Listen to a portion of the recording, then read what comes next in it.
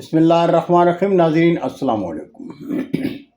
ادب چینل قلم قافلہ پاکستان میں ہوں گل بخشال۔ پیش خدمت ہے میری کہانی میری زبانی بعنوان جا دیکھا تیرا امریکہ۔ ناظرین، میری کہانی میری زبانی میری آپ بیتی ہے۔ کھاریاں سے ہجرت وقت مجبور ہوا، پہلے برطانیہ گیا، وہاں سے امریکہ چلا گیا اور 12 سال بعد مستقل طور پر پاکستان واپس چلا آیا۔ ہجرت سے پہلے اور گوروں کے دیش میں مجھ پہ کیا گزری ایک داستان ہے۔ میری یہ سبق آموز داستان کتابی صورت میں بعنوان جا دیکھا تیرا امریکہ شائع ہو چکی ہے۔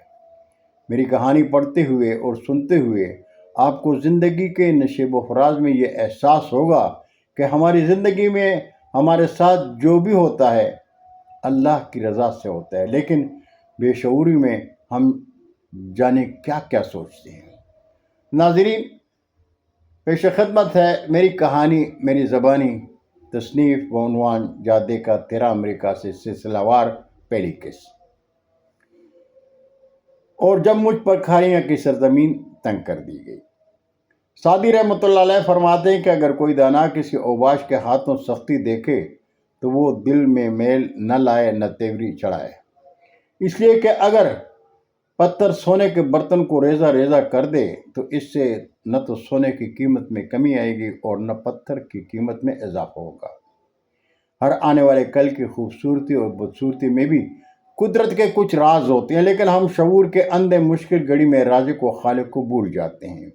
حالانکہ ہمارا ایمان اس حقیقت کی شان ہے کہ نہ گھبرا کثرت غم سے حصول کامیابی میں، کہ شاخ گل میں پھول آنے سے پہلے خار آتے ہیں۔ اور سیالکوٹ کے ایک شاعر نے بھی کیا خوب کہا کہ تندی باد مخالف سے نہ گھبرا اے عقاب، یہ تو چلتی ہے تجھے اونچا اڑانے کے لیے۔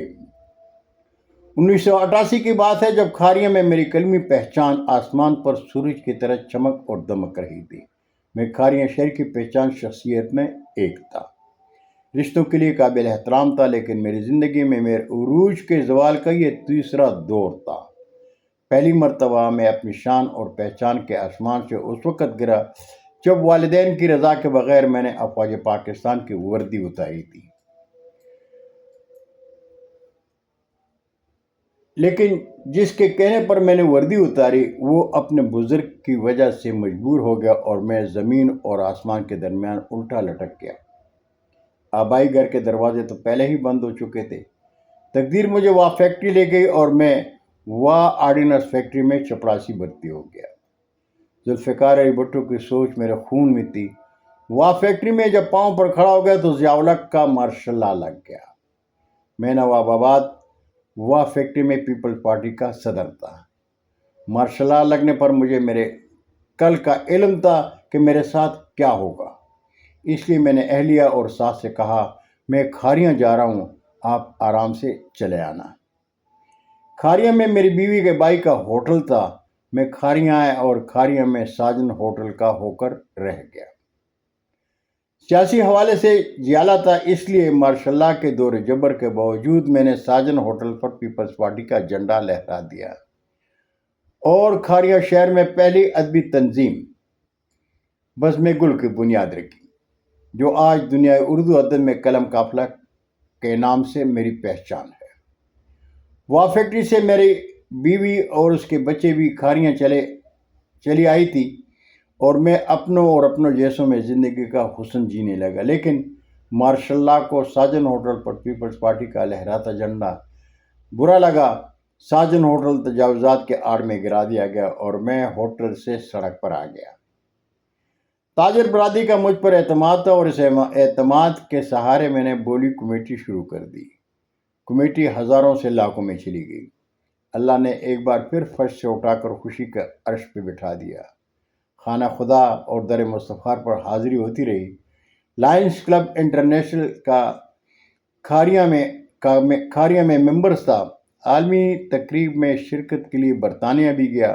ناروے میں جشن آزادی کی تقریب اور مشاعرے میں شرکت کے لیے اس وقت کے سفیر عطاء الحق قاسمی کے دعوت پر ناروے بھی گیا۔ میں اپنے بیٹے شاہد بخشالوی کے ساتھ نذیر خالد بٹ کی دعوت پر ناروے گیا۔ ناروے سے واپسی پر دبئی ایئرپورٹ پر گل محمد ساجن میرے بھائی کا فون آیا، کہنے لگے تمہارے خلاف پروپیگنڈے نے تمہاری بوڈی کمیٹی کے ممبران کو پریشان کر دیا ہے۔ کمیٹی ممبران تذبذب کا شکار ہیں۔ صدر بازار میں بوڈی کمیٹی کا ایک ممبر کمیٹی ممبران سے کہہ رہا ہے کہ بخشالوی نے انگلینڈ میں ہوٹل خرید لیا ہے اور وہ پاکستان چھوڑ گیا ہے، واپس نہیں آئے گا۔ بہت شکریہ ناظرین، انشاءاللہ اگلی قسط کے لیے پھر حاضر ہوں گا۔ انتہائی دلچسپ اور سبق آموز میری کہانی سننے کے لیے میرا چینل سبسکرائب کر کے دوستوں کے ساتھ شیئر کریں اور چینل کی گھنٹی ضرور بجائیں تاکہ آپ کو میری کہانی کی ہر قسط ملتی رہے۔ اجازت چاہوں گا۔ اللہ حافظ۔ پاکستان زندہ باد۔